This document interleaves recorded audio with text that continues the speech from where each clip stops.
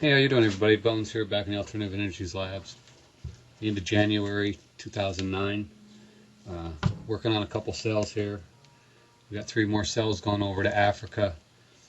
Let me take a second, if I can. This is that missionary I was telling you about that we're sending these cells over to Africa.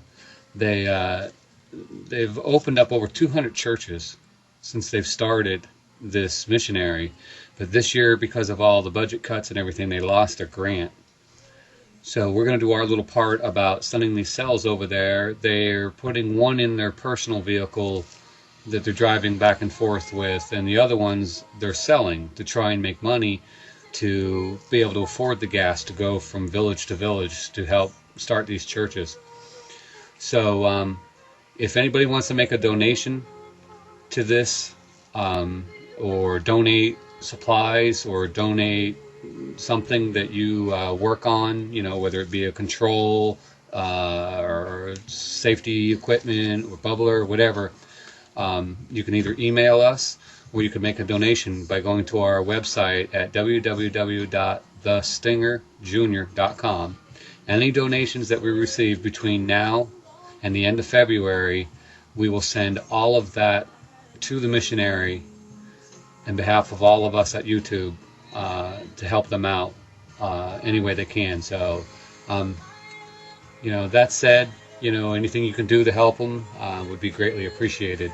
But we'll go ahead. We're going to assemble these cells. It's nothing major. We've all seen these cells go together 100 times. Just to give you an update, it's been everybody knows I work in construction, and it's been extremely slow for everybody. So I've been out pounding the pavement every minute I could. So haven't had a whole lot of time to work on the cells. We have the 3 that are going to Africa. We got 15 more sold. Actually, if I'm not mistaken, there's 16 of them sold that we're trying to get together and get out. These cells really need to be done. I need to get these 3 cells finished by tonight or first thing tomorrow. The person that's taking these cells over is leaving Saturday morning, so I really need to get these going, and it's right now Thursday night. But just a quick note, what little bit of time I do have left, even though we're here in North Carolina, the weather's been like a roller coaster here. It's been either really warm or really cold. So I've been pretty much playing around with the electronics more than I have been the cells themselves. The cells, I think we're all pretty close with what we're doing. I do have to make a confession, however. These are my standard 2-inch by 6-inch plates that we've been using for the Stingers all along. These are the ones that are going over to Africa, and these are the ones that are sold. But I got to admit, I'm going to make an attempt to go to the dry side. These are my 6-inch by 6-inch plates. It's my stainless steel plates I had laser cut. A little bit different design than everybody else. Not that much different. We're all the same pretty much. I prefer to go with the bolts on the outside of the shell, so I can get use my maximum spacing over here. I'll just go ahead and put a 1/2-inch gasket on there. We had somewhere in here, I don't know, it might be in this pile, I had them make me a template for my gasket. Kind of shocked me in the price. There you go. There's my template that they made me. It's just a standard piece of steel they had made for me. Gonna go ahead and lay that down on my PVC gasket and cut it out. It'll help out a little bit. So we're gonna give it a try. It's 21 plates. So you got quite a few of them there. So obviously they're not put together yet. They're not cleaned or anything yet. So kind of looking forward to putting that together. It's going to be a little while though. I elected to put my electrodes on the end. They had like I said, I had them laser cut, so they're pretty accurate. And go ahead and put my spade connector on here. And so yeah, These must be a hair smaller than the yellow ones, because I had the yellow ones on there this morning. That's what's going to happen. So they're my 6x6 plates, stainless steel, and these are 316 stainless steel. So I am looking forward to it. We'll see how that works out. I've got this is the one that is in my service van. Every once in a while I just bring it in and tweak it and check it and see how the plates are doing. Still having no problems with the plates. This was my old bench model that we had sitting on there.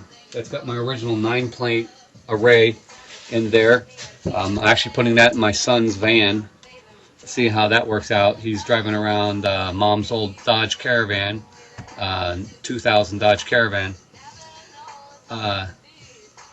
That seems to be getting such unbelievable results. So here is trivia for everyone. See if anybody can help me out with this. I'd like to do more research on this if we can.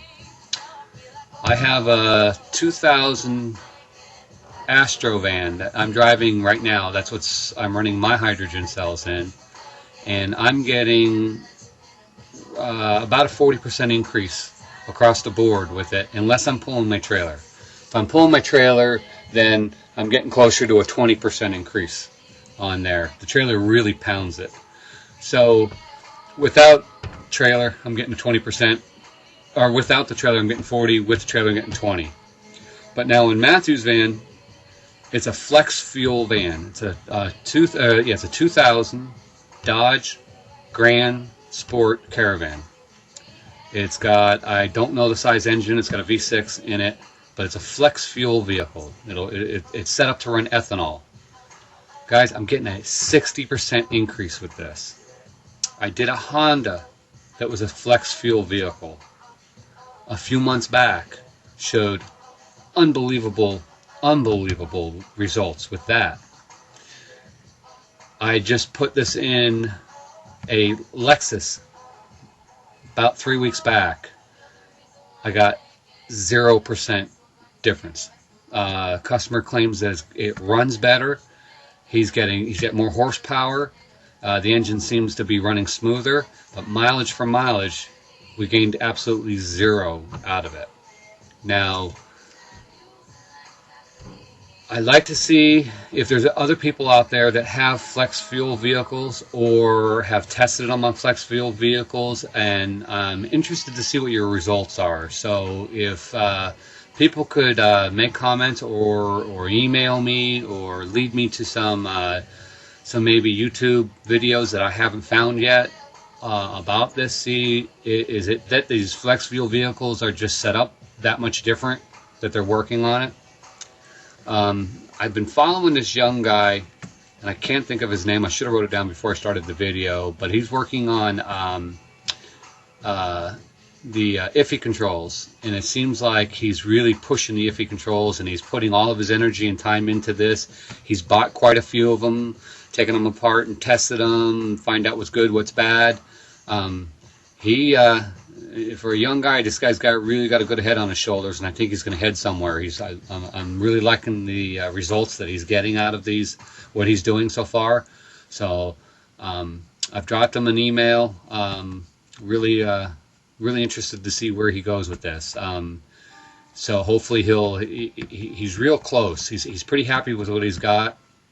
I'm going to see if maybe I can buy one off of him and put it on this Lexus, and see if I can increase my mileage, because I'm sure that's what it is. I'm sure it's the O2 sensors that are conflicting with it. So, but just if you can, send me some info, comments, links, emails, something on this. If anybody's ever, if you found out that running these flex fuel vehicles are giving you better mileage, and if that's the case, maybe we need to do some research and wonder why. I mean, why are they?